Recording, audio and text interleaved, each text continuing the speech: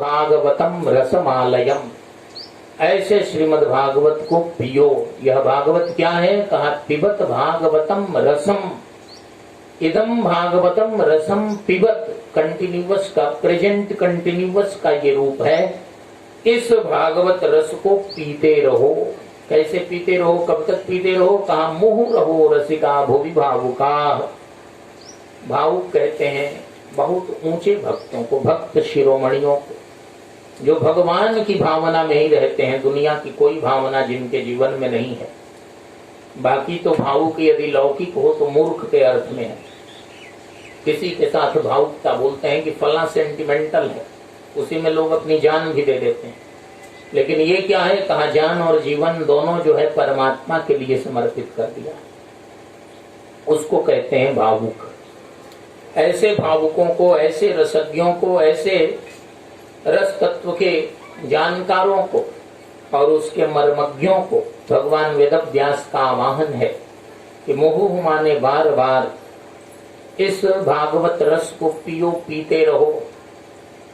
कहा कब तक पिए? हमने तो कई बार भागवत सुन ली है। कहा नहीं नहीं, बार बार सुनो। मुहुः, अगेन एंड अगेन। मुहुः रहो रसिका भुवि भावुका। यह पृथ्वी पर ही सुलभ है, पृथ्वी के अतिरिक्त यह कथा कहीं और नहीं मिलेगी। इसलिए बड़े बड़े सुख सनकादि नारदादि, ये महात्मा शौनकादि देवर्षि महर्षिगण श्रीमद् भागवत, श्रीमद् रामायण सुनने के लिए ही इस पृथ्वी पर अवतीर्ण होते हैं, पधारते हैं। अन्यथा उनके यहाँ आने का कोई औचित्य नहीं है, लेकिन वे इस कथा के लिए, इस सत्संग के लिए ही पधारते हैं। तो मुहुः रहो रसिका भुवि भावुका। नैमिषे निमिष क्षेत्रे विषय शौनकादयः। श्री नैमिषारण्य के पवित्र चक्र तीर्थ में कलयुग और उसके दुष्प्रभाव को रोकने में पारंगत पृथ्वी के 88,000 महात्मा गण, जो ऋषि गण हैं, वे वहां यज्ञ कर रहे हैं। वह यज्ञ कब तक चलेगा? कहा सत्रम स्वर्गाय लोकाय सहस्त्र सम्मासता। यज्ञ का लक्ष्य है स्वर्ग। स्वर्ग को कहीं कहीं ईश्वर भी कहते हैं। पूर्व मीमांसकों के यहाँ स्वर्ग ईश्वर है और हम वेदांतियों के यहाँ स्वर्ग से बहुत ऊपर ईश्वर है। तो इसका अभिप्राय क्या हुआ? सीधे ब्रह्म कह दें तो बहुत से लोग कट जाएंगे।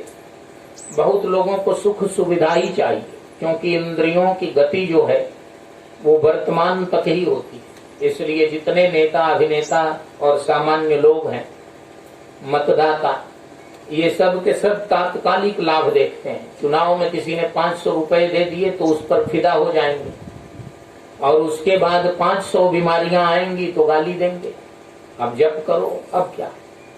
तो क्योंकि वर्तमान तक ही उनकी दृष्टि है।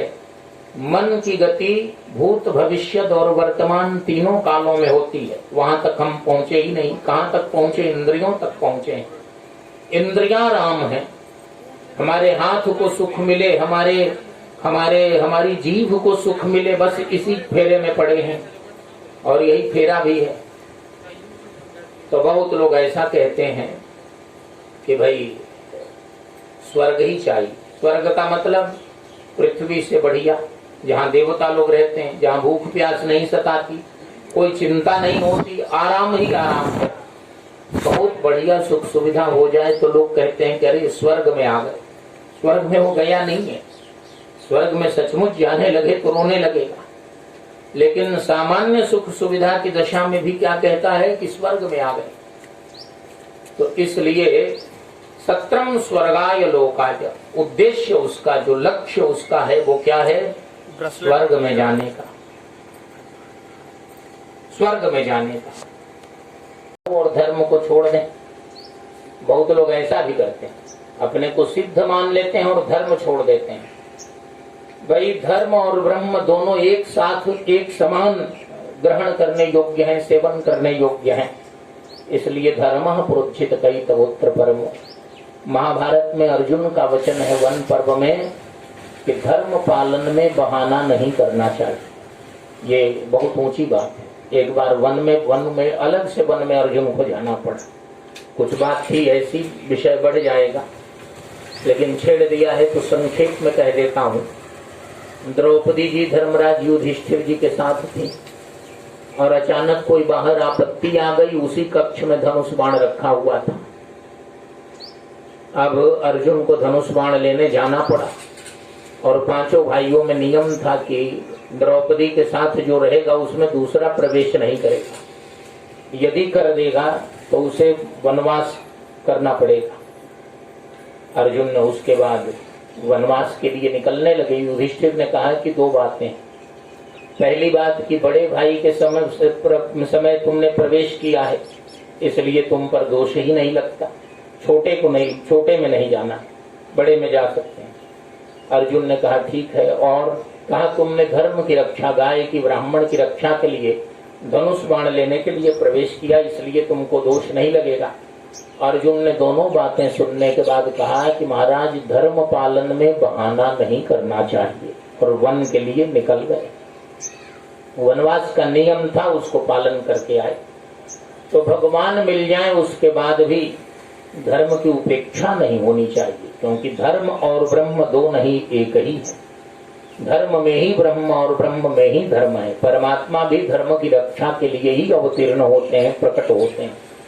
धर्म हेतु अवतरे हूँ गोसाई, श्रुति से तु पालक राम तुम जगदीश माया जानकी, जो सृजत जग पालक हरति रुख पाई कृपा निधान की। तो भगवान धर्म की रक्षा के लिए।